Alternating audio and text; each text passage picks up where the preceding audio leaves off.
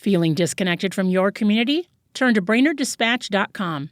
Local news keeps you in the know on what's happening in your area. From breaking news to high school sports reports, get the important news of the day and updates on local events only at BrainerdDispatch.com.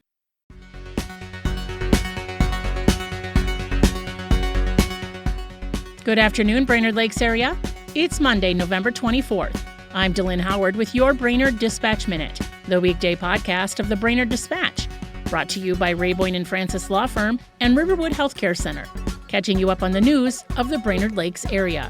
Here are today's top local headlines. But first, let's hear from one of our sponsors. Remember just two things. Rayboyne and Francis, good.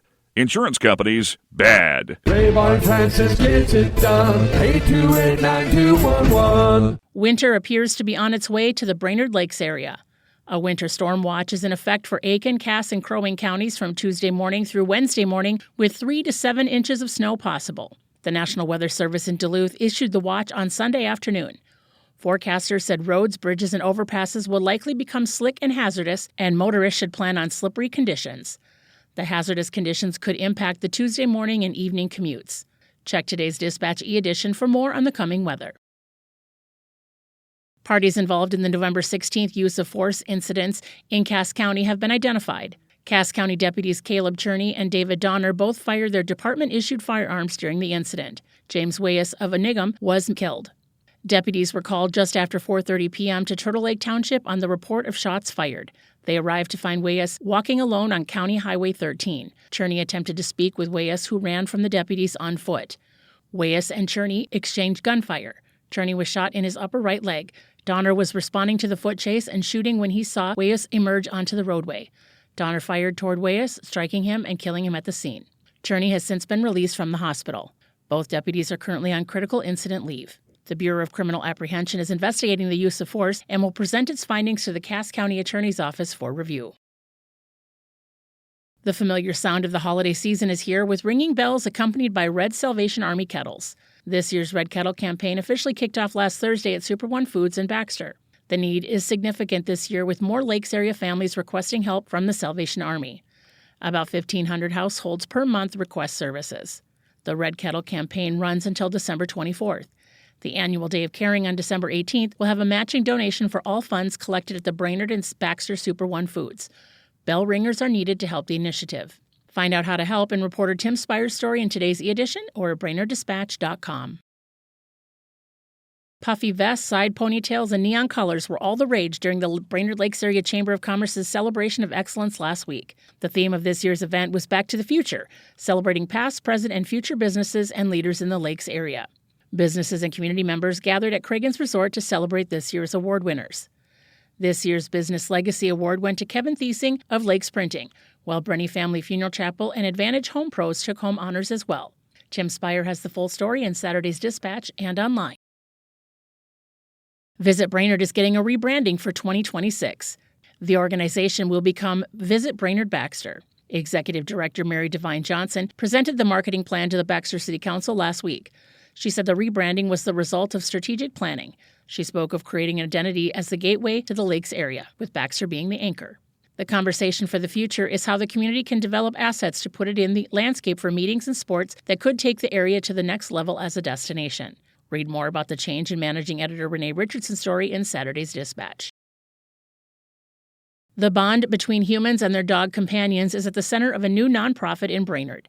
Canine Connection Brainerd Kennel Club is a dog training initiative offering various classes focused on agility courses, puppy training, and other sessions for dogs and their owners.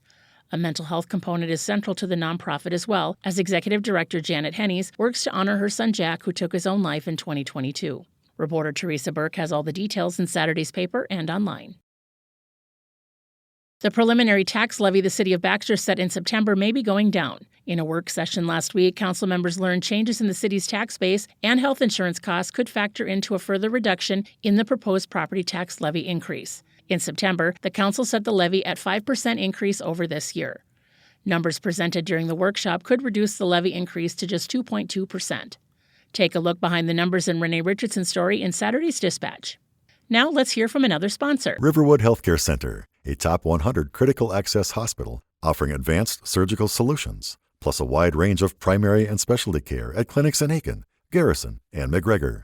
Learn more at riverwoodhealthcare.org.